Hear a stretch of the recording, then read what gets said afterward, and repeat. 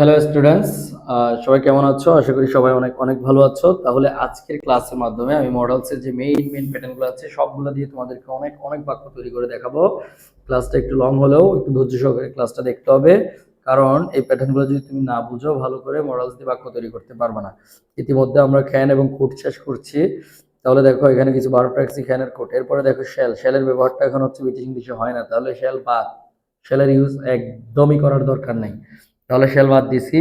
তাহলে হচ্ছে should, should অর্থ হচ্ছে উচিত, শুড অর্থ শুড উচিত, উচিত।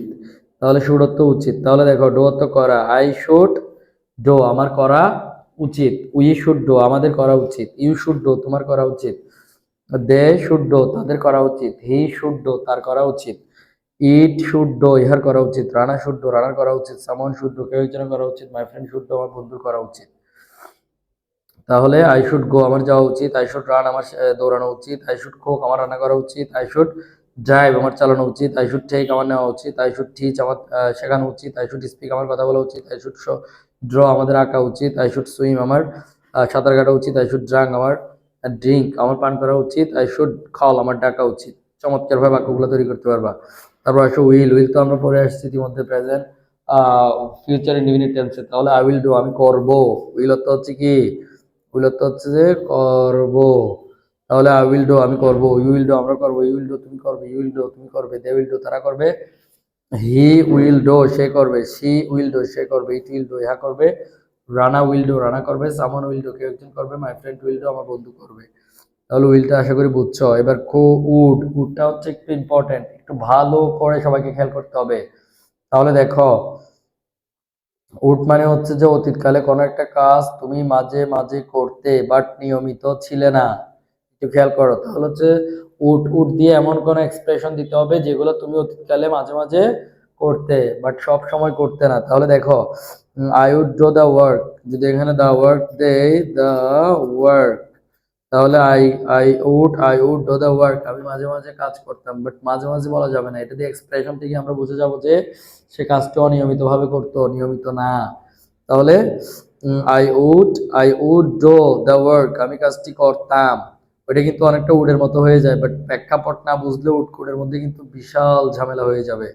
তাহলে I would do the work আমি কাজটি করতাম মাঝে মাঝে, ঠিক আছে। I would you would do the work আমরা কাজটি করতাম, you would do the work তুমি কাজটি করতে, you would do the work তোমরা কাজটি করতে, they do they would do the work তারা কাজটি করতে, he would do the work সে কাজটি করতে, she would do the work সে কাজটি করতে, it is do the work এ কাজটি করতো, Rana would do the work Rana কাজটি করতো, someone would do the work কেউ একজন কাজটি করতো, my friend would do the work আমার বন্ধু কাজটি করতো। এবার মে দিয়ে তোমাদেরকে বলছিলাম মনে আছে, মে মানে হচ্ছে যে পারা, তার মানে হচ্ছে 50% পারো, এরকম 50% পারো, তোমার 50% এখতিয়ার আছে। তাহলে দেখো I may do the work আমি সম্ভবত কাজটি করতে পারি, we may do the work আমরা সম্ভবত কাজটি করতে পারি। এই প্যাটার্নে সবগুলো প্যাটার্নে তোমাদের লিখতে হবে, কারণ ইতিমধ্যে তোমরা প্যাটার্ন বুঝে গেছো, যার কারণে এখন আর ভিডিওগুলো বড় করা হচ্ছে না, ছোটতেই সব বুঝিয়ে দেওয়া হচ্ছে। মাইট সেম পারা, মাইট অর্থ পারা, বাট মাইটের পারা হচ্ছে যে 25%। তুমি কোনো একটা কাজ 25% তুমি পারো বা এখতিয়ার আছে, তখন তুমি ব্যবহার করতে পারো মাইট। তাহলে যেমন আমি বলতে পারি I might go to school আমি সম্ভবত স্কুলে যেতেও পারি, তার মানে হচ্ছে একেবারেই সম্ভাবনা নাই। কোনো একটা কাজের সম্ভাবনা একেবারেই না থাকলে তখন আমরা মাইট ব্যবহার করতে পারি। যেমন হচ্ছে I might do the work আমি সম্ভবত কাজটি করতেও পারি, এভাবে।